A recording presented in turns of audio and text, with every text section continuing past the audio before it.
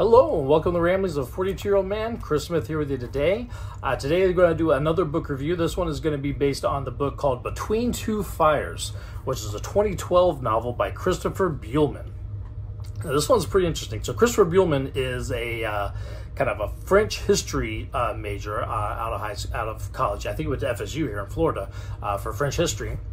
And he actually performs in Renaissance fairs. He's got his own one-man show called Christophe the Insulter, where he pretty much mocks, people as they're coming into the fairs and stuff. He's been doing this evidently for like 25 years. So the reason why I think that's so cool is because this novel specifically has a lot of kind of French medieval background that you can tell that he's got some experience of studying. So one of the reasons why I think this book is as good as it is. So Between Two Fires takes place in medieval France during the Black Plague, and we're following a disgraced knight, Thomas, and a mysterious young girl that he finds during his travels, Delphine, and they're kind of traveling across this medieval Black Plague France as Lucifer and all the fallen angels are about to declare another war for heaven.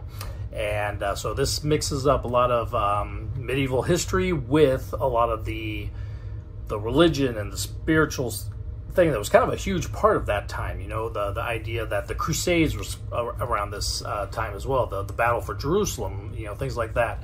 And bringing in a lot of the religious aspects that permeated life back then and making it real. In this case, the Lucifer and the fallen angels is presented as fact. And if you're living back then, you would, of course, agree that all this stuff was fact,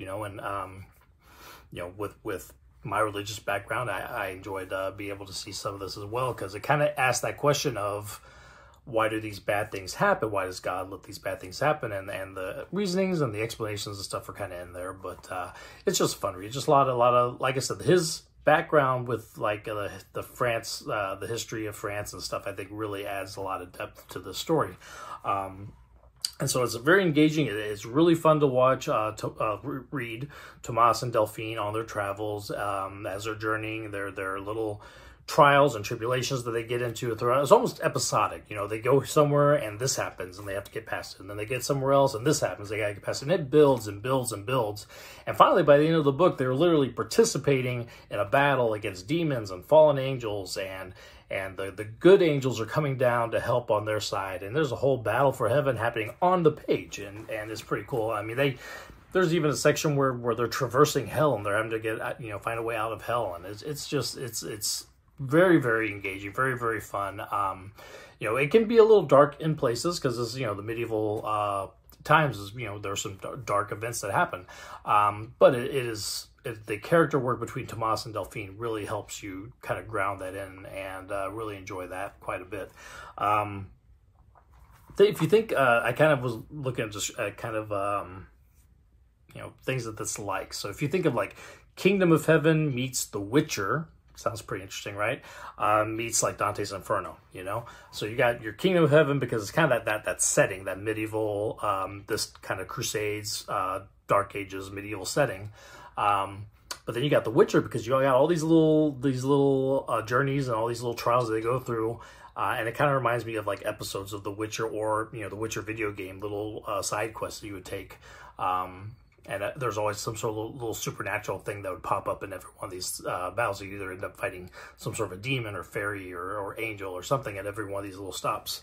Then the Dante's Inferno thing, just because of this battle between heaven and hell, that is very much central to the story. So I enjoyed it quite a bit. Depending on your